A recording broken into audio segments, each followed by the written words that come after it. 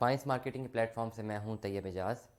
और आज जो हम डिस्कस करने जा रहे हैं वो सी पैक के हवाले से इसका एक कंप्लीट ओवरव्यू हम लेंगे, एक जायज़ा लेंगे ओवरव्यू इसका बैकग्राउंड के साथ, इसकी नीड के साथ, और थोड़ी बहुत इस पर डिस्कशंस करेंगे कि इनफैक्ट ये CPEC China Pakistan economic corridor है क्या।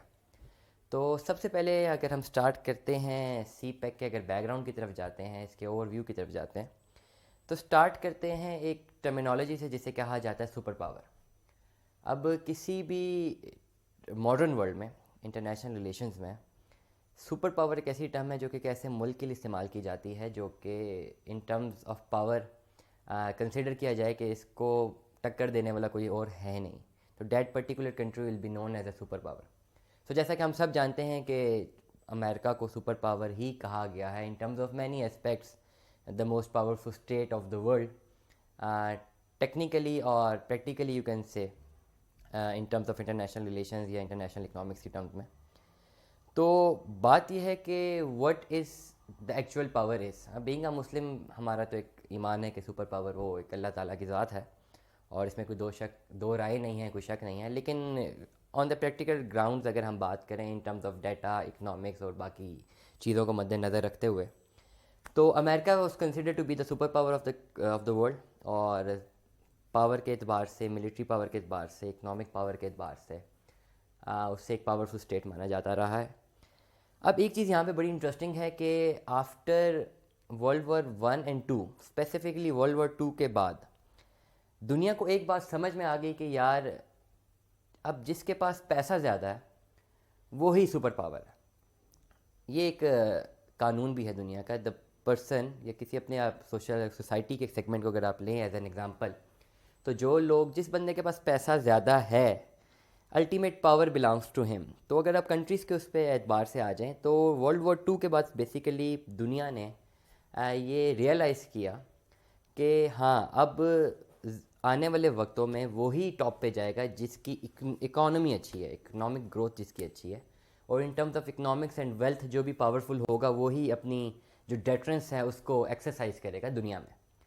तो बहुत बड़ी फ़ौज होना, बहुत बड़ी नेवी होना, बहुत बड़ी एयरफोर्स होना अब किसी भी element of super power element को डिफ़ाइन नहीं करती, और ये दुनिया देख चुकी है। और स्पेशली अगर बहुत बड़ी फ़ौज के रखने से ही अगर आप एक बहुत पावरफुल स्टेट होते तो सोवियत यूनियन कभी भी कोलैप्स ना होता।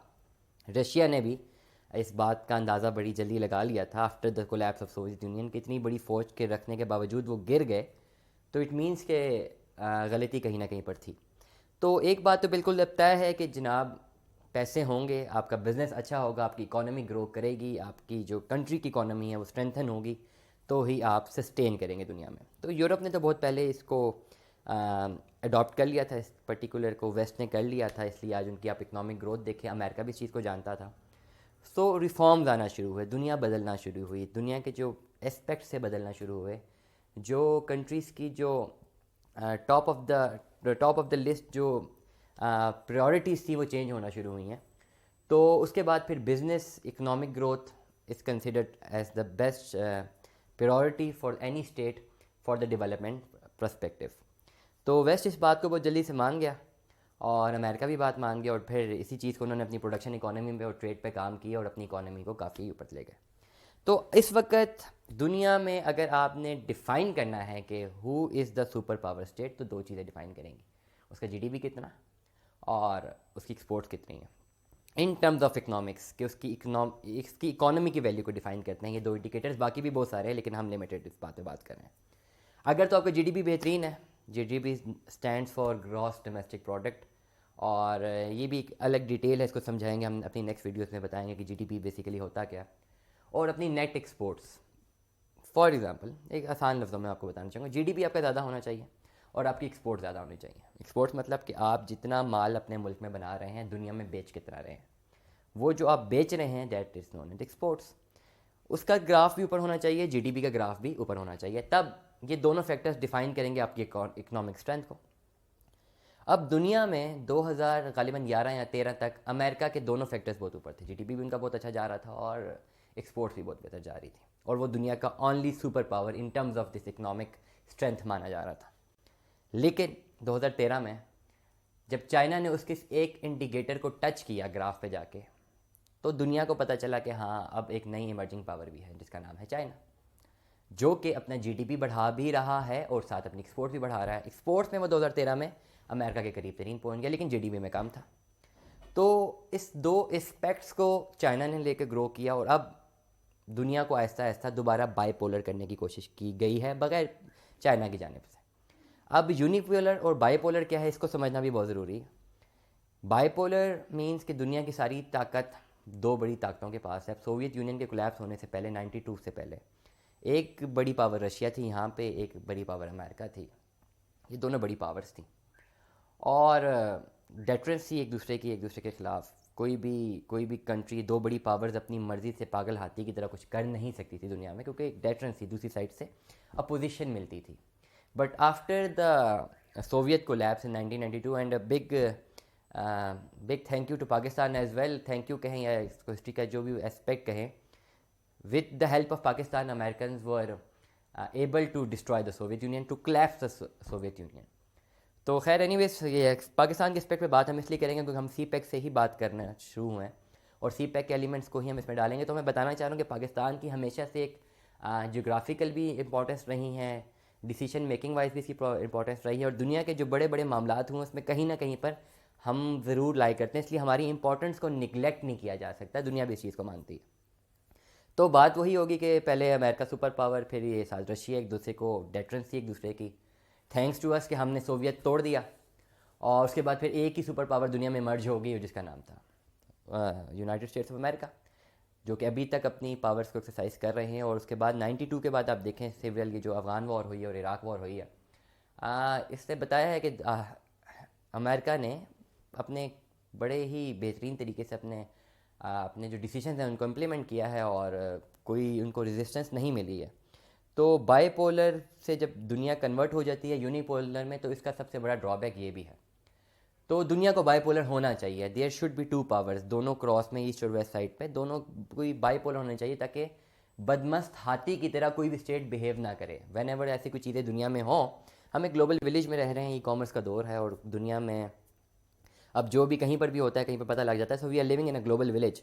तो पूरी दुनिया में कहीं पर कुछ भी होगा तो उसका इम्पैक्ट डायरेक्टली और इनडायरेक्टली सब पे आता है और आने वाले टाइम पे तो ये बहुत तेज़ी से होगा as far as e commerce और वर्चुअल रियलिटीज़ जिस तरह से ग्रो कर रही हैं, तो अब तो बड़ा इम्पैक्ट एक दूसरे पे बड़ा पड़ेगा।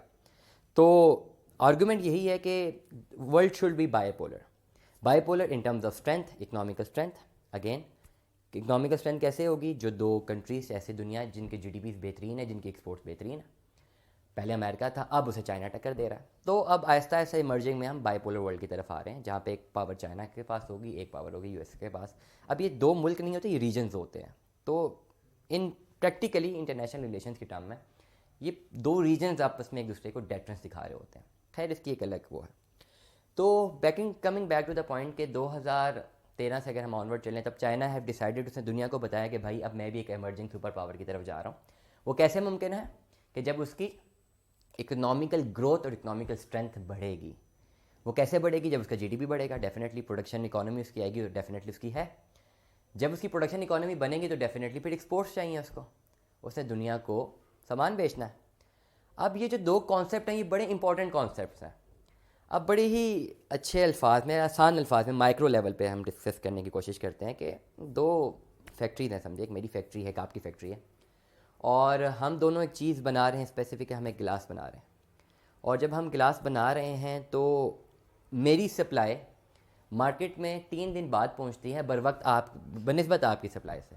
आप गिलास जल्दी बना लेते हैं और आपकी सप्लाई मार्केट में पहले पहुंच जाती है, मेरी सप्लाई लेट पहुंचती है। तो क्या होगा? डेफिनेटली आपका जो बिज़नेस है वो ग्रो करेगा, आपके जो बिज़नेस मॉडल की जो इकोनॉमी है, जो आपकी बिज़नेस इकोनॉमी है वो ग्रो करेगी, ऊपर आएगी। मैं आपके कंपटीशन में हूँ तो मैं डेफिनेटली नीचे जाऊँगा। तो इस टर्म को समझना बहुत ज़रूरी है। अब इसी पर्टिकुलर एग्जांपल को लें, आप मैक्रो लेवल पे, दुनिया के लेवल पे लें। अमेरिका प्रोड्यूस करता है कुछ भी, अब लड़ाई इस बात पे होगी कि कौन कितना जल्दी अपना प्रोडक्ट मार्केट में लेकर आता है, इसे कहते हैं कॉम्पिटिटिव एज। ठीक है। अब if America wants to send its products to the market, how they execute that? Of course they are a super power, they are the economical strength, they have great strength in economy. तो America जो है वो अपनी products को market में कितना जल्दी लाता है और कैसे लाता है। Now come back to China. अब चाइना एक प्रोडक्शन इकोनॉमी है और इस प्रोडक्शन इकोनॉमी डेफिनेटली तीन चीज़ें डिपेंडेंट हैं, तीन चीज़ों पे, तीन फैक्टर्स पे ये खड़ी हुई हैं, आप कह सकते हैं कि इसकी इंपोर्ट्स क्या, डेफिनेटली सारी चीज़ें चाइना खुद नहीं बना रहा, अपनी प्रोडक्शन के लिए इंपोर्ट्स करता होगा, ज़्यादातर तेल, ऑयल। इंपोर्ट्स चाइना तक पहुंची, चाइना में प्रोसेस हुआ, प्रोडक्शन हुई, और फिर एक्सपोर्ट होकर दुनिया की मार्केट में चली गई। अब इन तीन फैक्टर्स में एक फैक्टर तो चाइना के अपने हाथ में, जो प्रोडक्शन उसकी कैपेसिटी है, वो जब उसके पास अगर रॉ मटेरियल होता है और तमाम सिग्निफिकेंट चीज़ें उसके पास हैं, तो चलें वो प्रोडक्शन को तो अपनी इन्हेंस कर लेगा, जो 5-6 दिन की प्रोडक्शन को लिमिटाइज करके या तेज़ फास्ट फॉरवर्ड करके 3 दिन में ले आएगा। लेकिन दो चीज़ों पे अगेन डिपेंडेंट है, उसकी जो इंपोर्ट है, जब तक उसको मिलना है सामान, उस पर तो उसका ज़्यादा उसको इस पर उसने इंडिपेंडेंट नहीं रहना, डिपेंडेंसी ख़त्म करनी है, फास्ट फॉरवर्ड करना है। सेकेंडली, जब उसका प्रोडक्ट तैयार हो गया, मार्केट में उसे भेजना है, उसको भी फास्ट फॉरवर्ड करना है, कॉम्पिटेटिव एज लेना है उसने। तो अगर तो उसको सुपर पावर बनना है चाइना को इन टर्म्स ऑफ इकोनॉमिक्स, मैं अगेन इकोनॉमी पे जोर दे रहा हूँ क्योंकि बात वही है कि सुपर पावर अल्लाह की ज़ात है, लेकिन we are discussing about the practical and economical terms और the terms that are being used in the international relation, तो डेफिनेटली ये टर्म्स बार बार इस्तेमाल करने की ज़रूरत पड़ रही है। तो खैर, अगर तो उसने कॉम्पिटिटिव एज बनाना है मार्केट में और अपनी डेटरेंस को एक्सरसाइज करना है, प्रैक्टिस करना है, तो उसको क्या करना है? उसको बड़ा इजी आसान सा एसेस चाहिए उसके इंपोर्ट्स के लिए और उसकी एक्सपोर्ट्स के लिए। इस पूरी चीज़ को काउंटर करने के लिए या एक्सरसाइज करने के लिए चाइना एक नए प्लान था जिसे कहते हैं $1 ट्रिलियन का एक plan, one belt one road, जिसमें ना सिर्फ पाकिस्तान के साथ उसने अपनी इन्वेस्टमेंट्स की हैं, दुनिया के साथ की हैं। अगर आप मैप चल रहा होगा स्लाइड्स पे, मैप में अगर आप देखें तो चाइना जहाँ पर है, चाइना अपनी एसेस चाहता है दुनिया में, मैं जनरली हम लोग बात करते हैं, वो अपनी एसेस चाहता है, उसके प्रोडक्शन, वो चाहता है कि उसकी प्रोडक्शन पूरी दुनिया में जाए, उसके लिए सप्लाई चेन मैकेनिज्म चाहिए उसे। तो उसने ना सिर्फ पाकिस्तान के साथ ही जो सी पैक का प्रोजेक्ट बनाया, बल्कि दुनिया के साथ ये है कि उसका रशिया के साथ है, डिफरेंट प्रोजेक्ट्स हैं, उनके नामों की अगली वीडियोस में इंशाल्लाह उनके नामों की डिस्कशन में हम जाएंगे और उनकी डिटेल्स में जाएंगे।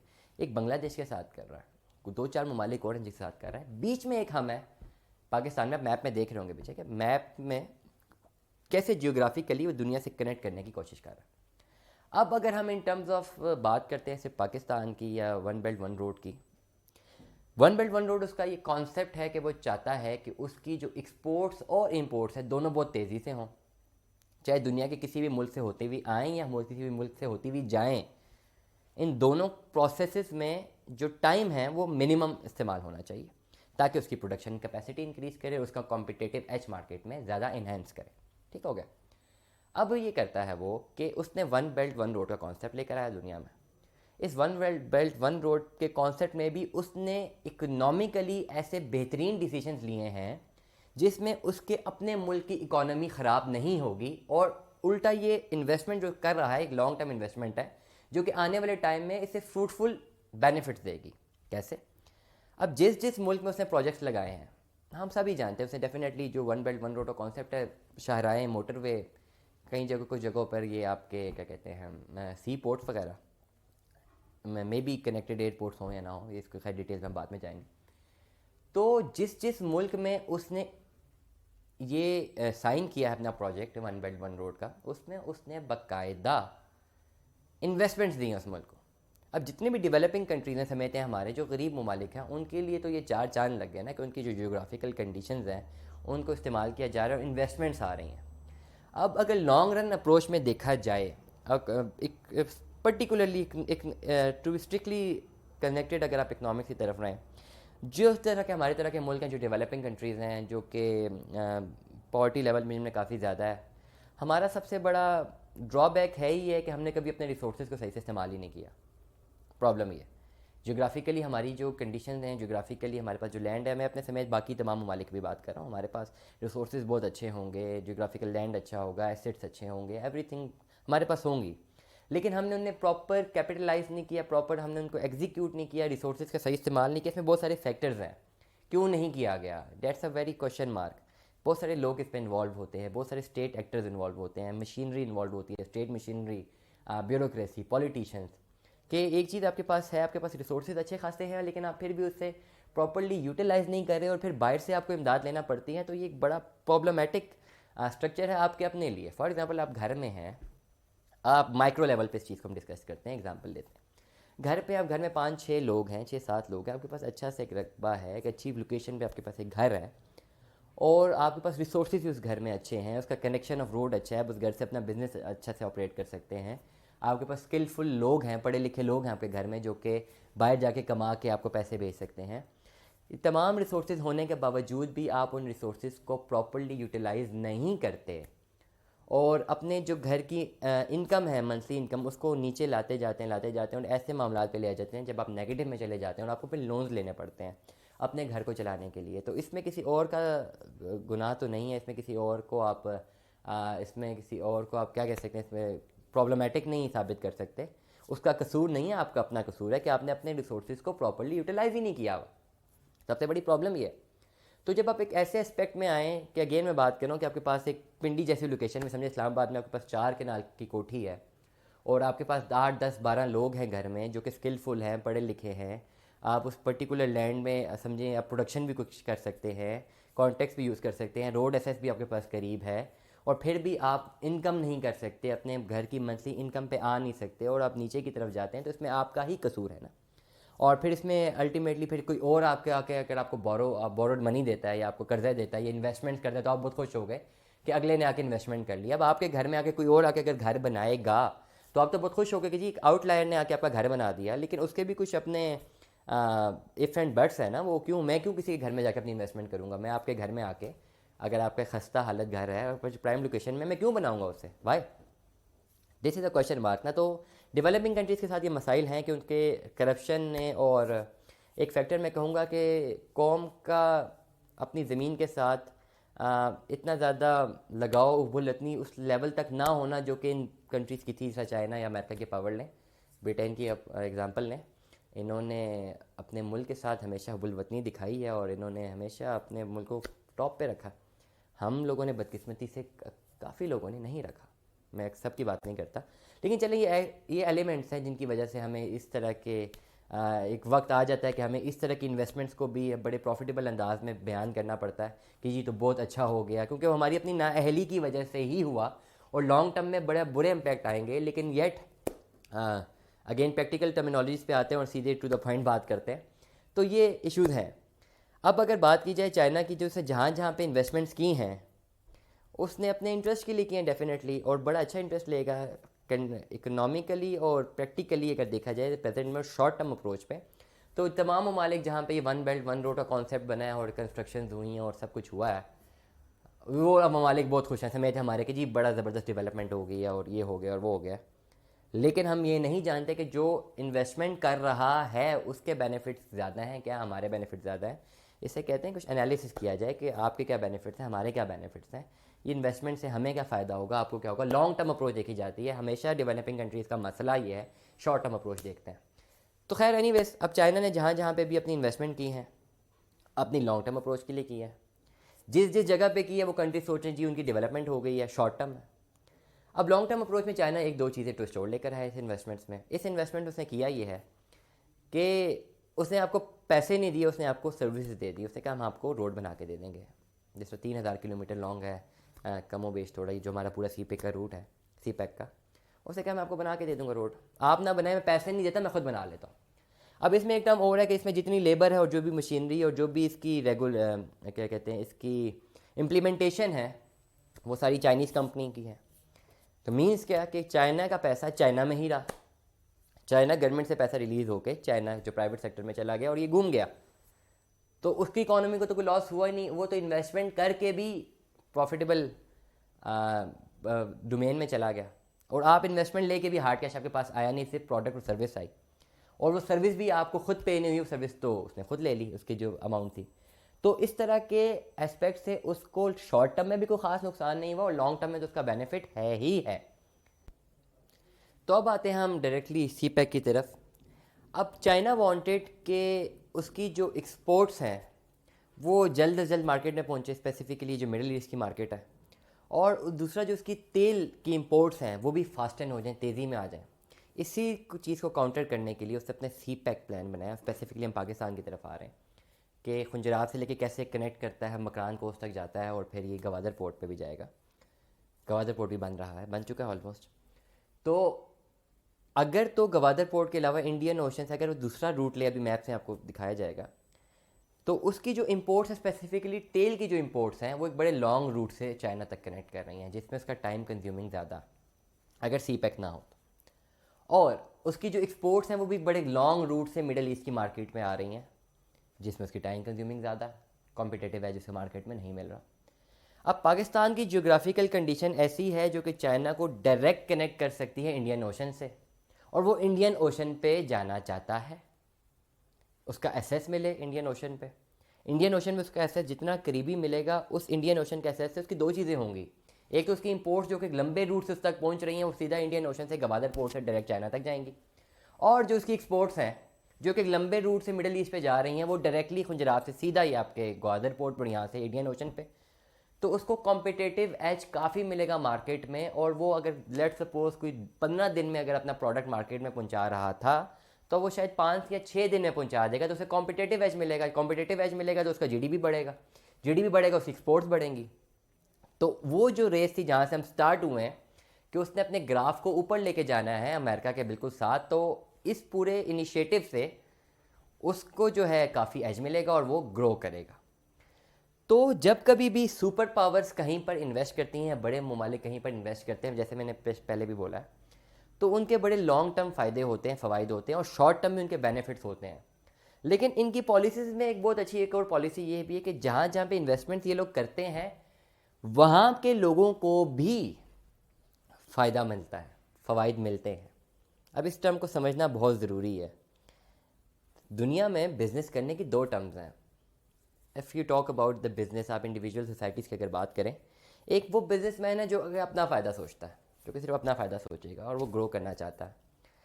इस एस्पेक्ट से वो शॉर्ट टर्म तो शायद कमा ले, लेकिन लॉन्ग टर्म में सस्टेन नहीं कर पाएगा।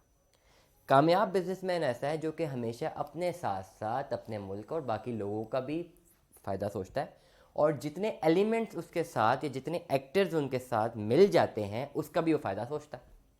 उससे बेनिफिट होता है दोनों का, जिनको वो एग्जीक्यूट करे, जिनको वो इस्तेमाल करे अपने बेनिफिट के लिए।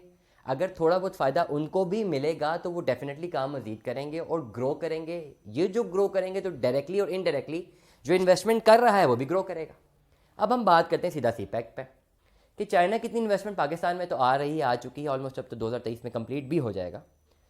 अब उसको तो फ़ायदे हैं कि उसका तो ट्रेड रूट बन रहा है और उसको बड़े बेहतरीन बेनिफिट्स हैं, लेकिन इस पूरे प्रोजेक्ट में जो पॉलिसीज़ हैं वो इन्वायरमेंटल फ्रेंडली, इकोनॉमिकल फ्रेंडली, और in terms of the trade of business importance हैं, उसकी इंपॉर्टेंस है as far as the connectivity of Pakistan is concern. मकसद कहने का ये है कि जब सी पैक पाकिस्तान में बनेगा, या बन चुका है, बन रहा है, तो उसका फ़ायदा सिर्फ चाइना को नहीं होगा, उसका फ़ायदा पाकिस्तान को भी होगा और पाकिस्तानियों को भी होगा, और ज़्यादातर रियल स्टेट सेक्टर के लोगों को होगा। अब बात हम करते हैं पॉइंट की, जो है real estate sector of Pakistan, और सर्विस सेक्टर को भी होगा डेफिनेटली। खुंजराब से एक पूरी रोड जो आपके मकरान कोस्ट तक जाएगी और फिर गवादर पोर्ट होगा, तो इतना इंफ्रास्ट्रक्चर जो बिल्डअप होगा, उसके आसपास लोग तो रह रहे हैं, और इंफ्रास्ट्रक्चर जहाँ पे भी बिल्ड होता है वहाँ पे बिज़नेस एक्टिविटीज़ होती हैं, और बिज़नेस एक्टिविटी जहाँ पे भी होंगी वहाँ पे जनरेशन ऑफ मनी होगी, और वहाँ पे एस्पेक्ट्स आएंगे, नई नई अपॉर्चुनिटीज़ मिलेंगी बिज़नेस की, शॉर्ट टर्म बिज़नेस की भी, लॉन्ग टर्म बिज़नेस की भी। ऑल्दो ये बिजनेसेस वैसे नहीं होंगे कि आप पूरी सुपर पावर को जाके बिल्कुल मीट कर दें या उसके बिल्कुल उन पर जाके सर पे बैठ जाएं, लेकिन शॉर्ट टर्म और लॉन्ग टर्म बिजनेसेस ऐसे होंगे कि उसमें अच्छी अपॉर्चुनिटीज़ होंगी, अच्छी ग्रोथ होंगी। आप खुंजराब से आप स्टार्ट करें, रोड से लेकर खुंजराब के रोड से आप सीधा आप पहुँचे हैं मकरान की कोस्ट तक। अगर आप रियल स्टेट सेक्टर की बात करें तो आपने घर कहीं पर भी अगर बनाना है, फॉर एग्ज़ाम्पल, सबसे पहली चीज़ क्या देखी जाती है? लोकेशन, कि वो है कहाँ पे, लोकेशन कहाँ पे, और रोड के साथ उसका एसेस कहाँ पे। आप वहाँ पर कभी भी रहना पसंद नहीं करते या रह सकते ही नहीं है जहाँ पे रोड का एसेस ही नहीं है। फॉर एग्ज़ाम्पल, आप यहाँ से पिंडी से आगे, ये रवात वाली साइड से आगे चले जाएं, किसी दूर दराज गांव पे चले जाएं, और वहाँ पे अंदर जाके जहाँ पे रोड एसेस ही ना हो वहाँ पे अपना एक घर बना लें, तो उसकी वर्थ क्या होगी, उसकी बिज़नेस वर्थ क्या होगी, उसकी इन्वेस्टमेंट वर्थ क्या होगी, उसकी एग्जीक्यूशन वर्थ क्या होगी, और अगर खाली रहने के लिए भी बनाया जाए तो उसकी वर्थ क्या होगी कि उसके रोड एसेस ही नहीं है, किसी भी इमरजेंसी में आगे पीछे निकला ही नहीं जा सकता। तो जहाँ जहाँ पे रोड एसेस होती है वो जो कनेक्शन रोड का है वो इन्हेंस करता है काफ़ी चीज़ों को, जिससे बिज़नेस अपॉर्चुनिटीज़ ग्रो करती हैं, जिससे बाकी अपॉर्चुनिटीज़ जन्म लेती हैं, जिससे ट्रेड बढ़ता है, जिससे जो रोज़मर्रा के मामलात हैं उनकी एग्जीक्यूशन आसान होती है। डेफिनेटली घर में जहाँ पे रहना रोड एक्सेस होगा तो उसी रोड एक्सेस से आप किसी हॉस्पिटल पे भी जल्दी पहुँच सकते हैं। नेसेसिटी है, एजुकेशन सेक्टर्स तक पहुँच सकते हैं, नेसेसिटीज़ है, मार्केट तक पहुँच सकते हैं। ज़रूरी तो नहीं है कि आपकी सारी इन्वेस्टमेंट्स खाली प्रॉफिटेबल हो, आपकी जो अपने रोज़मर्रा के मामलात हैं, लाइफस्टाइल को आपने जीना है तो वो भी तो बड़ी इंपॉर्टेंस रखते हैं ना। तो सी पैक के पूरे हाईवे में इसकी बड़ी डिटेल के कहाँ कहाँ पे क्या क्या बन रहा है वो हम अपनी नेक्स्ट वीडियो में बताएंगे। लेकिन एक पर्टिकुलर पॉइंट जो मैं कन्वे करना चाहता हूँ ये है कि खुंजराब से लेकर मकरान कोस्ट तक जहाँ पे ये रोड का जाल बिछाया गया है उसके राइट और लेफ़्ट साइड में जितने भी ज़मीन है वो अब ज़मीन बेशक बंजर भी थी या वहाँ पे पहले कोई रहना नहीं चाहता था, अब उसकी जो कन्वर्जेंस है वो चेंज हो गई है, अब उसकी इंपॉर्टेंस बदल गई, इंपॉर्टेंस ज़्यादा हो गई है। क्यों? क्योंकि वो एक एनवायरमेंटल कंडीशन अट्रैक्ट करेगी ह्यूमन बीइंग को और सोसाइटीज़ को कि वहाँ पे अब आप स्टे करें, क्योंकि साथ रोड है ना। अपॉर्चुनिटीज़ बिल्डअप होंगी, मार्केट्स बिल्डअप होंगी, इंफ्रास्ट्रक्चर बिल्डअप होगा, प्लाजास बिल्डअप होंगे, सोसाइटीज़ बिल्डअप होंगी, हॉस्पिटल्स, स्कूल, कॉलेज, जितनी भी नेसेसिटीज़ ऑफ लाइफ है, तो उस रोड के राइट और लेफ्ट में डेवलपमेंट होती रहेगी और एक पूरी अलग से एक नई दुनिया बसना शुरू हो जाएगी। Now this is an aspect of CPEC. इस पूरे प्रोजेक्ट से चाइना को तो फ़ायदा हो रहा है, मैं अगेन अगेन कह रहा हूँ, हमें भी बहुत फ़ायदा होने लगा। उन लोगों को जो इस पूरे जाल जो जो पूरी रोड का जाल है इसके आसपास जिनकी ज़मीनें हैं, जो इन पर ज़मीनें परचेज़ करते हैं, जहाँ पे सोसाइटीज़ बन रही, क्योंकि of and on Aahista Aahista जब प्रोजेक्ट कंप्लीट होगा और ट्रैफिक बढ़ेगा, यहाँ पे traffic in a sense of flow of मरेगा, तो एक फ़्लो ऑफ मनी आएगा। जब फ्लो ऑफ मनी आएगा, generation of money, flow of money is an aspect for the generation of money.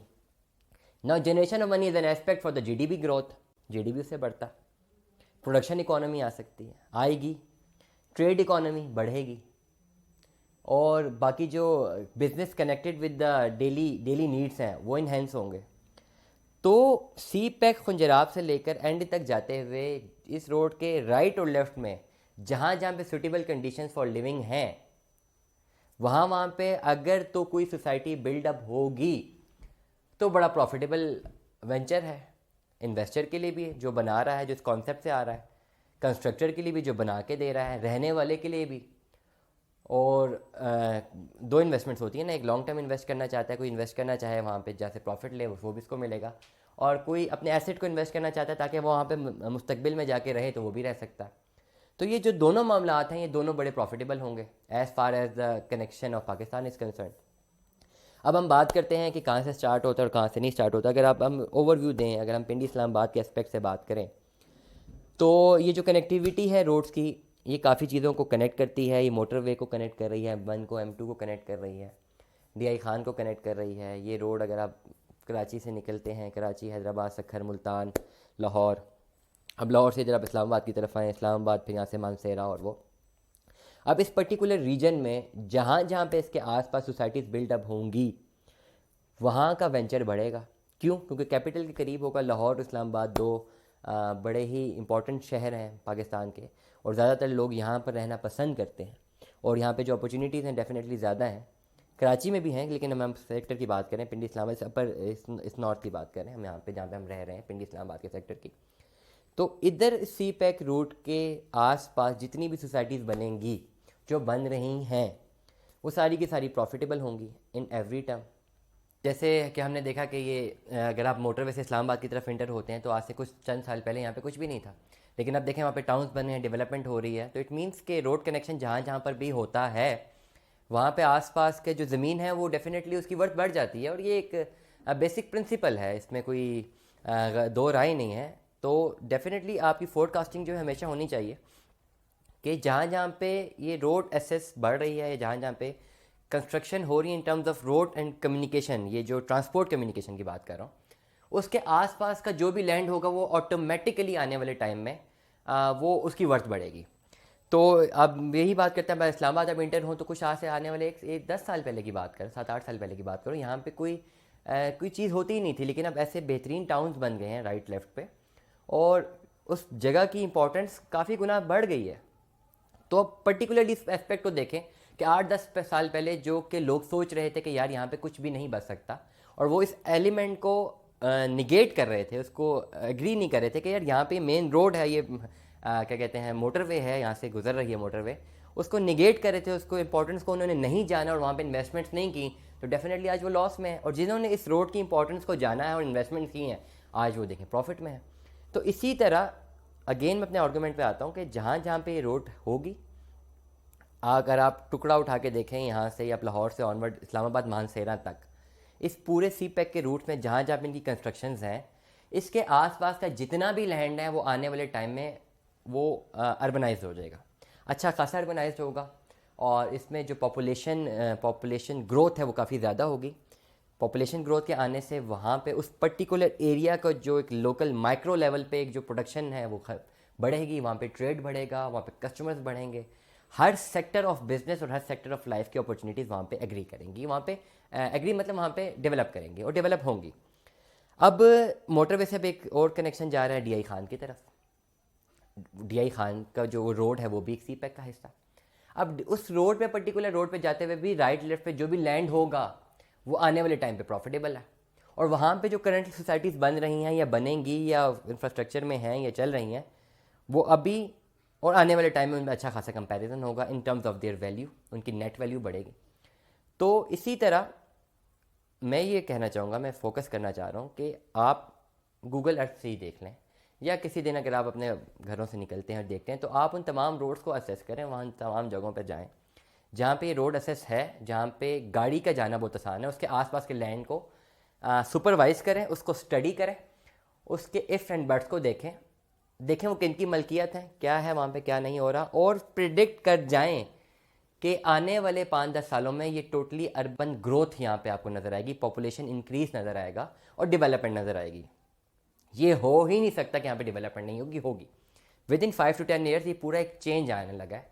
Population growth, वैसे भी हमारे मुल्क की पॉपुलेशन दिन ब दिन बढ़ती जा रही है और बड़ी तेज़ी से बढ़ती जा रही है। अगर हम खाली पिंडी इस्लामाबाद की पॉपुलेशन की बात करें तो 3 मिलियन की पॉपुलेशन है और 2% इसमें इंक्रीज़ आ रहा है, पर एनम आ रहा है। तो इंक्रीज़ तो आ रहा है और बड़ी तेज़ी से आ रहा है। अब डेफिनेटली जितने लोगों का इंक्रीज़ आ रहा है, डेफिनेटली उनको कहीं ना कहीं रहना भी तो है ना। Number of population will increase the number of customers in every domain. अगर आप बिजनेस और इकोनॉमिक्स की टर्म में बात करें, जितने ज़्यादा लोग पॉपुलेशन होगी उनकी नेसेसिटीज़ तो है ना। तो it means they are customer and I have a customer, if I am having a customer I have a business. तो जहाँ जहाँ पे लोगों की प्रोडक्शन होगी, production in a sense of human production की बात करूँ, वहाँ पे 8-10 मज़ीद एलिमेंट्स ग्रो करते रहेंगे। ट्रेडिंग ग्रो करेगी, जो ज़मीन होगी उस पर्टिकुलर ज़मीन पे जहाँ पे सब कुछ चल रहा है उसकी वैल्यू तो 10 क्रॉस मल्टीप्लाई बाय 10 हो जाएगी। कस्टमर वेंचर्स बढ़ेंगे, मार्केट्स बढ़ेंगी, जो बिज़नेस वेंचर्स बढ़ेंगे। अगर आप उस आसपास की ज़मीनों पे अगर आपकी फैक्ट्री लगाते हैं, आपके पास अपॉर्चुनिटीज़ बढ़ेंगी, आपको बड़ा करीबी अपना कस्टमर मिलेगा, डिमांड मिलेगी, सप्लाई आप इजीली दे सकेंगे और वेरियस प्रोडक्ट्स को आप मार्केट में लॉन्च कर सकेंगे उस पर्टिकुलर एरिया में जहाँ पे अर्बनाइजेशन हो रही होगी, जहाँ पे पॉपुलेशन ग्रोथ हो रही होगी। तो कनेक्टिंग टू द पॉइंट कि सी पैक के आसपास जितने भी आप एनालिसिस करें, जहाँ जहाँ पर भी आपको सोसाइटीज़ बनती हुई नज़र आ रही हैं वो प्रॉफिटेबल वेंचर होंगे इस वक्त, क्योंकि आने वाले 5-10 साल में उनका पूरा एक टेन्योर बदलने वाला है।